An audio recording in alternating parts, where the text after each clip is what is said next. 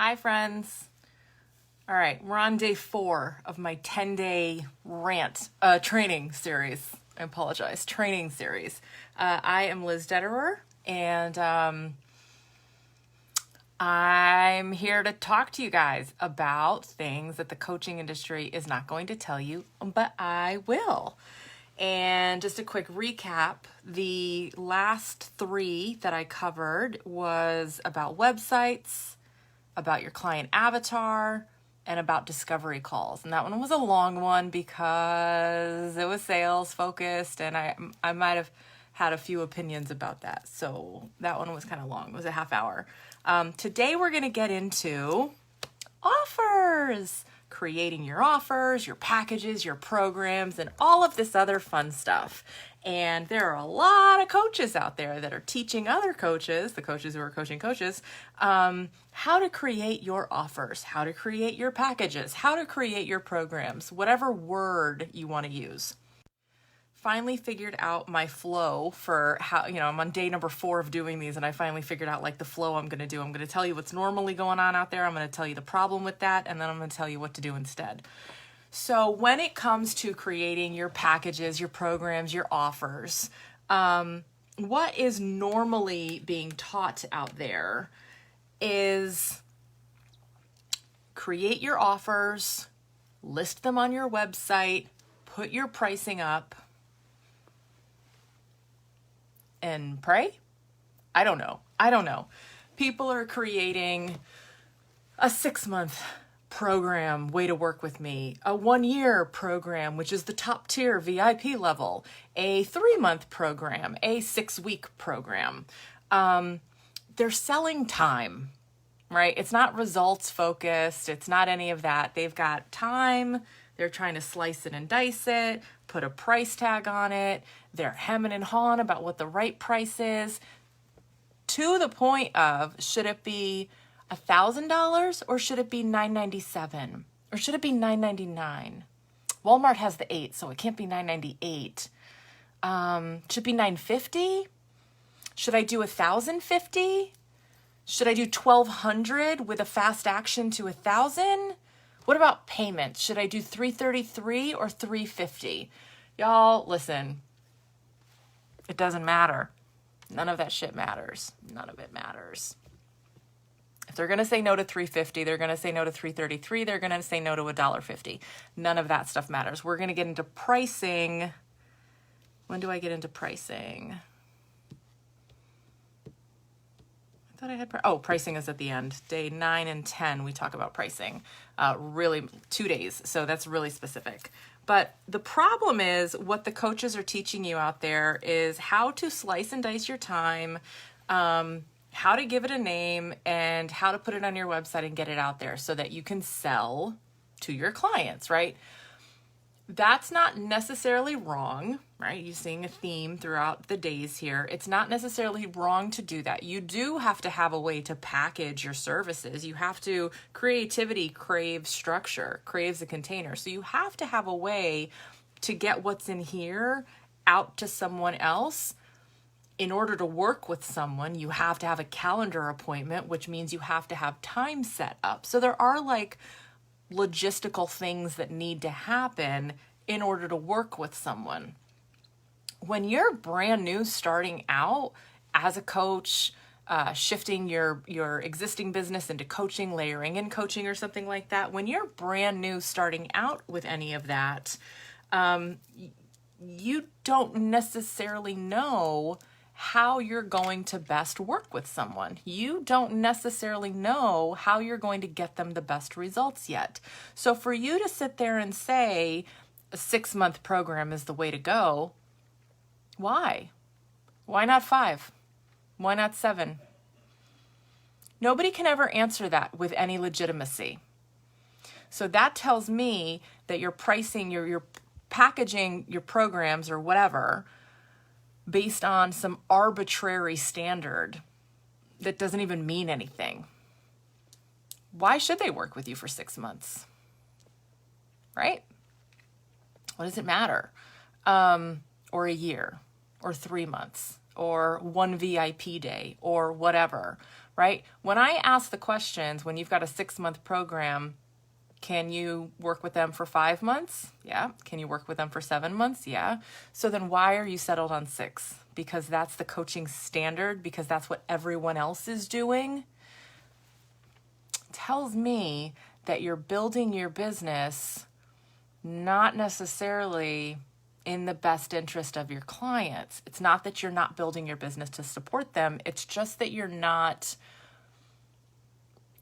doing it through the lens of what you think you should be doing versus doing it through the lens of what they're actually going to need. And 6 months is a hell of a time to start with somebody out of the gate, right? A year long program, 9 months is a long program. So then what I see happen is the complete opposite. Okay, well, if I'm not going to work with them for 6 months, then I'll do a 6-week program. I'll teach them everything that they need to know in 6 weeks. Really? 6 weeks? I mean, that's a pretty heavy fire hose. If you're taking 6 months of content and now you're squishing it down to 6 weeks because it's your process, it doesn't jive right. It doesn't work. It doesn't align. It's not in the best interest of the client. It's not in the best interest of driving results for the person that you're working for. Remember, you work for your people. The problem with this is it's set up in a way that we think is the standard. I have a 6-month package for, what are people pricing it out there? $3,500. Like, I don't even know, $29.97. And that's thousands, by the way, not $29. $29.97 instead of $3,000, or they're doing $3,200, or should it be $3,400? Like, oh my God, they are so nuanced in the bullshit, but they don't have anyone to talk to. So that's what's normally going on out there. That's what the problem with that is that you're picking some erroneous time based on what you see other people doing that you think is working for them, but you don't really know. And then you're putting a number to it that you think is what is gonna happen. Hope as a business strategy, it's going to cause you a lot of headaches, a lot of frustrations. You're not grounding your packages in anything where you can say, I have to work with you for this amount of time because anything less than that, we're not going to get you results. You're not rooted in advocacy. You're not rooted in champion energy. You're not rooted in the highest and best results for them. You're rooted in what you think you should be doing. And the problem with that is when you are in that energy, you get knocked down, right? You need to be rooted in that feminine strength, right? In that core strength where weebles wobble, but they don't fall down. Unfuckwithable, right? My packages, programs, pricing are tried, true, and tested. I know exactly what you got to do to get results. I know exactly what you're not doing within that container that's not getting you the results. I know because we've been there, done it. You can't shake me off of that belief. You can't, right? Let's take, for example, a chiropractor. Oh, you crack backs for a living. Here, crack my back, right? They're going to be like, no, like I have to do an x-ray. You've got to get on my table. There's a certain way. Like they wouldn't just pick me up in a grocery store and freaking crack my back and be like, there you go. Why didn't I think of that sooner?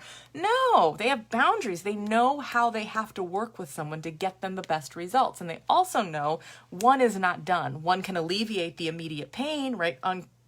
Get your neck out of joint. But that's not going to get you results. They are your champion in saying, no, I can't just crack your back because I could actually cause more harm than good if we don't actually know what's going on.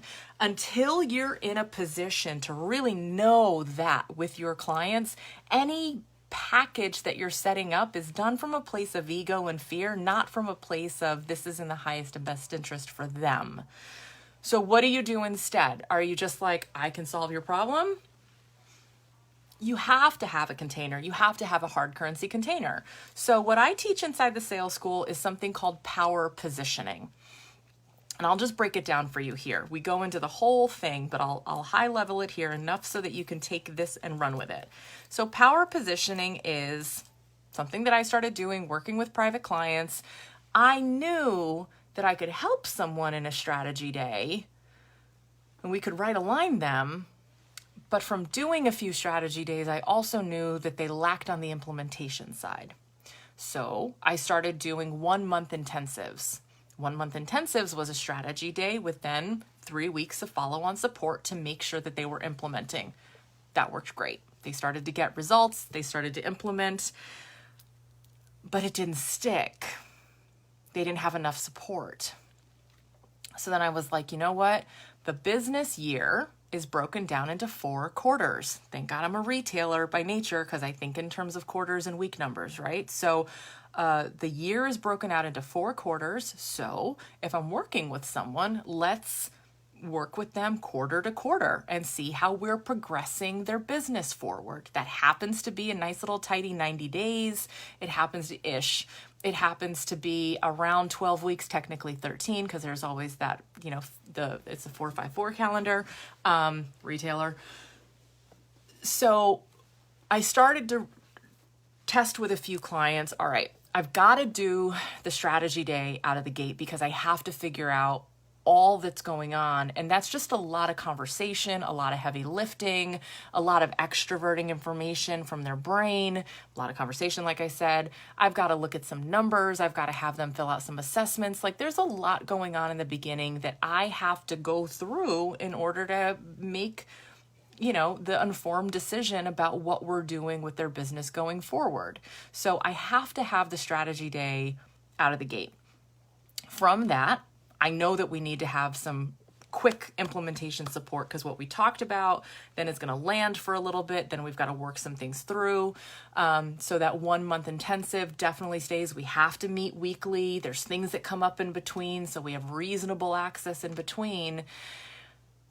And then it's about 6 weeks in that we need to measure, monitor, adjust. And we need to have that midpoint assessment. And we need to say, what's going on here? What are we doing? What's worked? What didn't? Because you always, set it here and then life happens and you've got to tweak and whatever. So that midpoint assessment is really important. And then after that, sometimes the training wheels can start coming off. And then you can meet with somebody every other week. And that is over the course of a 3-month period, 90-day period, working to get them the best results. That's power positioning.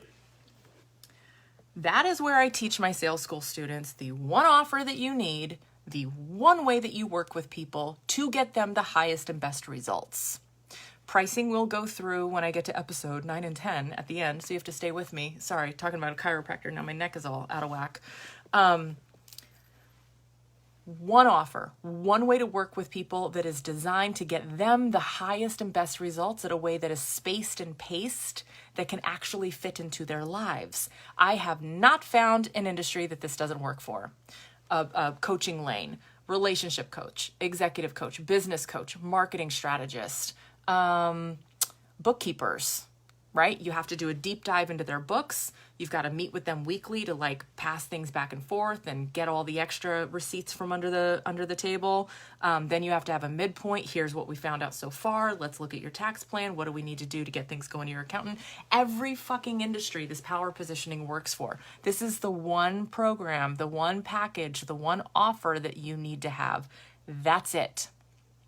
Oh, but I need to have tiered programs. You need to have tiered programs when you are at the point when your calendar does not allow you to take on any more private clients.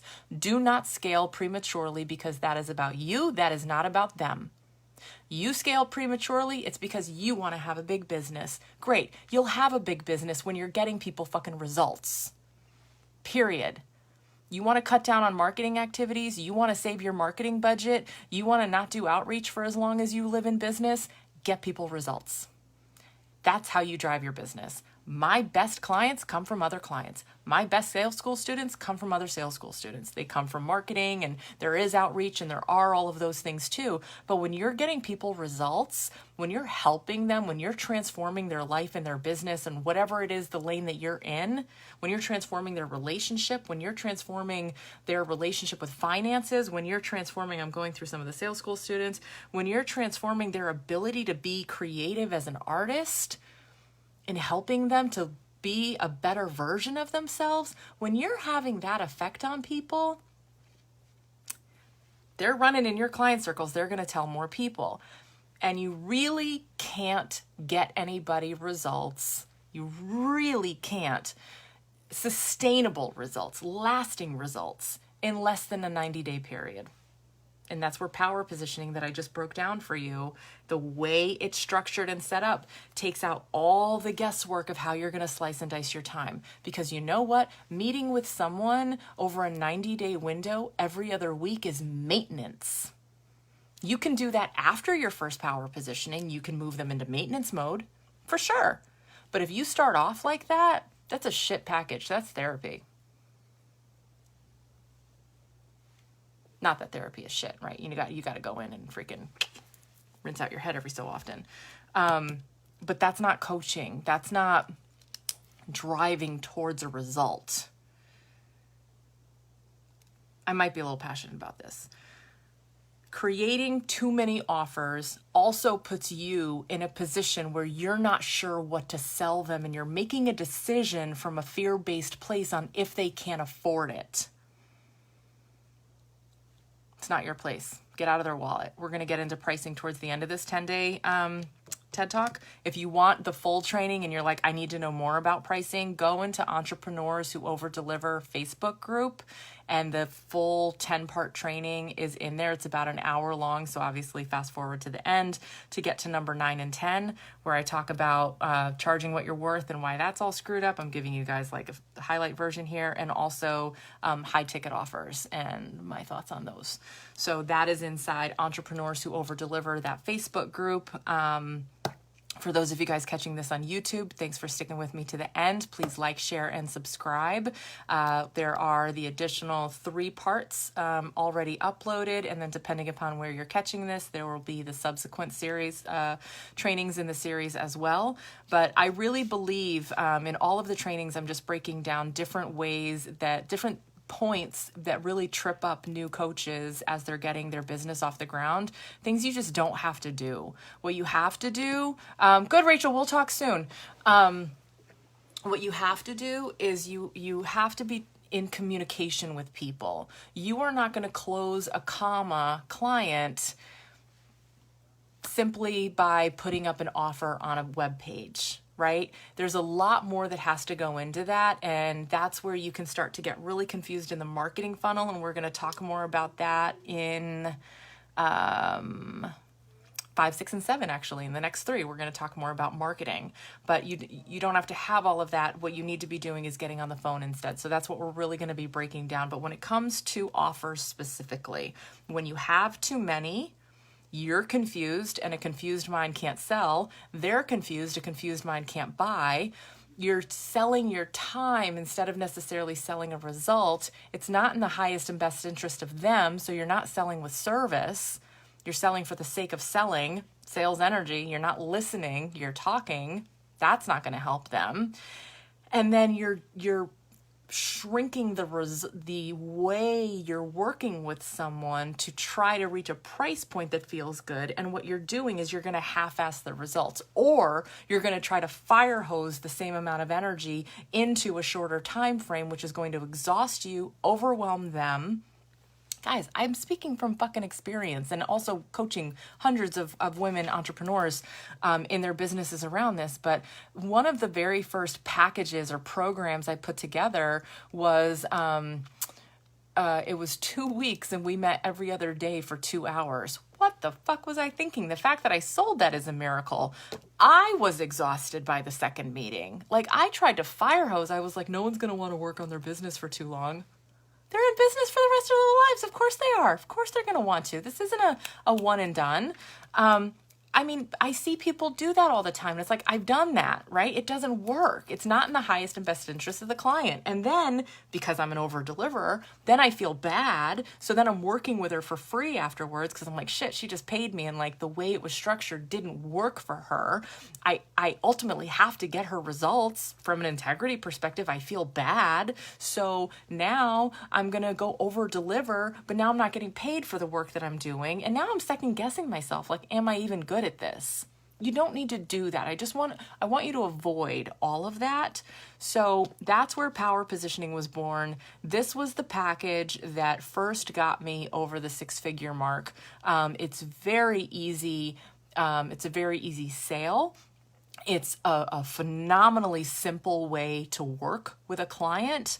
It gets them the best results regardless, because this is now what I teach to everyone, power positioning inside sales school. It gets your client phenomenal results. It's spaced, it's paced, it allows the relationship to build, it allows for real life shit to bubble up in the meantime. You can price it really effectively and affordably. You can price more if you want to. We're going to get more into that in number 9 and 10. Just all around, I mean, this is the best way I've found, which is why I teach it.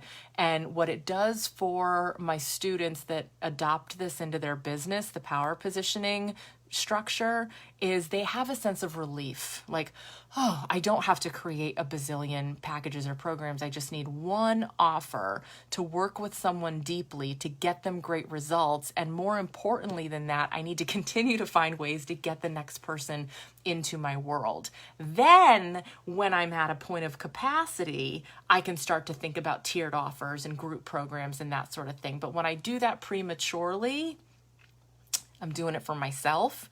And if I can't close one person, how the hell am I going to expect to close more at any given time?